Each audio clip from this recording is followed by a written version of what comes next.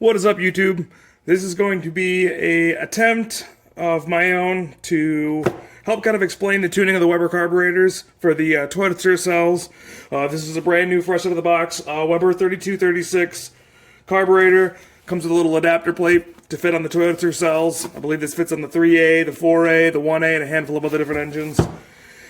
But yeah, so I will leave the tuning instructions, a PDF file that Weber has put out. I'll leave the link to that in the description. These things are honestly really super simple to tune.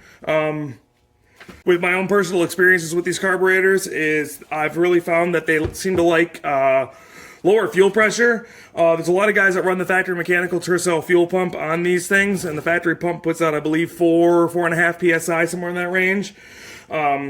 When I was initially getting this carb tuned on Spud, my daily driver, about a year and a half ago, the guy at Weber, when I talked to him on the phone, said that these things don't like more than 3 PSI. I have no experience with running the mechanical pump without a pressure regulator. I ran a regulator on it the entire time that I've ever had it. And I've actually recently switched over to an electronic pump, which really drastically helps it in the wintertime for starting. So, yeah, just something for you guys to consider. I have not done anything with jetting yet. I get probably fairly decent fuel economy with it. I don't really ever check it, and I really don't drive my car. Very efficient, plus I have the roof rack and a ton of weight and stuff and Spud, my daily driver. But, I have not messed with jets, but I have heard of guys jumping 2 and 3 and 4 jet sizes down. So, something to consider. A jet kit's only, I think, $40 on eBay, give or take, maybe $50 when it's got a whole ton of different jets, and you kind of got to just play with them. The jets are super easy to pull out. Robert Walker has a video on how to pull the jets out. Again, I'll leave that in the description below in the video as well. So, yeah, I guess I'll kind of run you through the basics right now. Alright, so there's 2 screws you really want to be adjusting on this carb and nothing else. There is the idle screw, which is right here, and then there is the mixture screw, which is right here. Sorry, I'm trying to do this. I'm looking at my phone at the same time. But you'll see right here the throttle linkage is not actually touching the idle or mixture screw. And that's really common. It's supposed to do that when it's cold. This is the high idle right here. Once this choke is fully warmed up and all the way opened up and you snap this throttle again, see how it comes in contact right there? So make sure you got this choke either disengaged by putting like a block of wood inside of here in the back to keep this open, or plug it in and make sure it's fully warmed up. It warms up in less than 5 minutes, but make sure you do that because it's a very huge important step. I learned that the hard way trying to tune it because I could not get this thing to idle very well. So, yeah. So one of the first things you want to adjust on this thing is to set the idle screw. So make sure you got either the choke fully opened up and cycle the linkage a few times. And what you want to do is you're going to want to back this thing out until it doesn't touch the throttle plate at all. You can kind of see right there's a little bit of a gap right now. So you want to kind of slowly put it in until it touches. And then from there you want to do a max of a turn and a half to set this thing. So we got it sitting right here. So we'll do that's half a turn there. And that's 1 turn right there. And then we'll do a turn and a half being about there. So that should set the idle right there to where we're going to want to set it when we drop this carb on here. And then as soon as we slap it on the car and get it fired up, we'll get the idle or mixture screw set over here. Alright, it's going to be a little bit difficult here. Make sure you got a pretty well ventilated area going on. You don't want to be breathing pure exhaust gas the whole time. But I got Spud fully warmed up right now. And now the next screw you're going to want to turn is going to be the idle mixture screw. That one is going to be, the mixture screw, and that's going to be this lower one down over here in the back corner. So if you got the carb sitting in there sideways, it's going to be kind of facing towards the rear right there. It's going to be buried back over the back behind the car. Hard to see right now for the camera, but what you want to do is you want to take that screw with the engine fully warmed off, the choke fully open. I've had this plugged in the entire time. And start slowly turning it in, a quarter turn at a time, very slowly.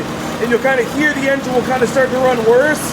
And as soon as you find the spot where the engine starts running crappier, it almost dies out, then start doing a quarter turn reverse. So tightening it in, you're going to want to turn it right side down, and then loosening it up, you're going to want to go left side down. So start backing it up until you kind of start hearing that car run nice. It'll kind of smooth out as it goes. Don't worry about the idle. If it's idling at 2,000 RPMs right now, that's fine. Just keep slowly, quarter of a turn at a time, back it out. Then we'll come to a certain point where you'll turn it another quarter turn and a quarter turn past that, and it won't seem like it changes anything. So from there, just make a couple turns back to find that sweet spot. That's supposed to be the leanest mixture that you can possibly get within reason. So yeah, that's really about all there is to it. Nothing super complicated. After you get that done, when you set the idle, I like to have the headlights on or the blower motor on or something like that.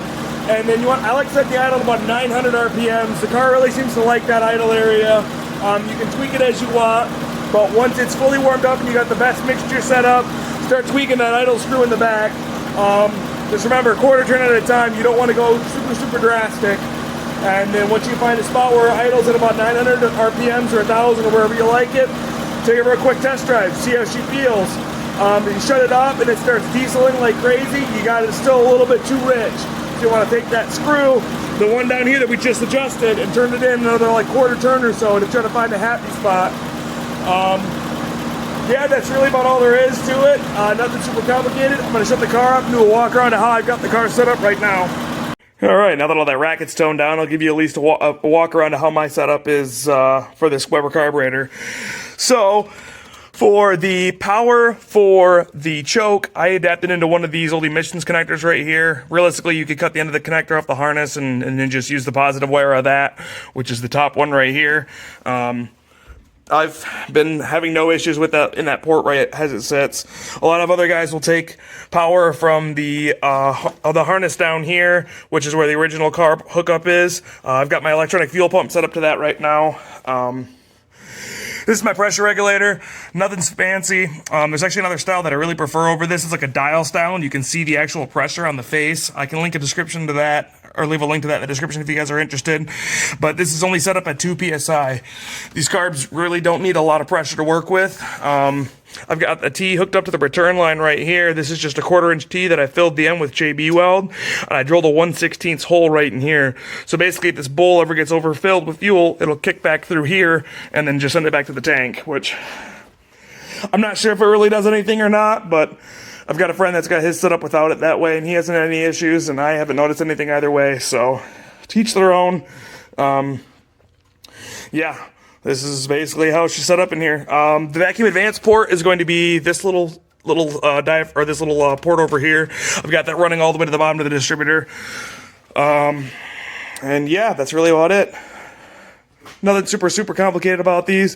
This is how I've got the PCV and everything set up on here. So I did notice that these gaskets really do like to get some sort of like grease or something on them. It helps them seal up a lot better, but yeah, that's really it. It's really not that complicated. If you got any questions, let me know. I know this video is probably not going to be that great, so I'm more than willing to do a better one at another time. But yeah, I appreciate you guys watching, and stay tuned for more. Thank you.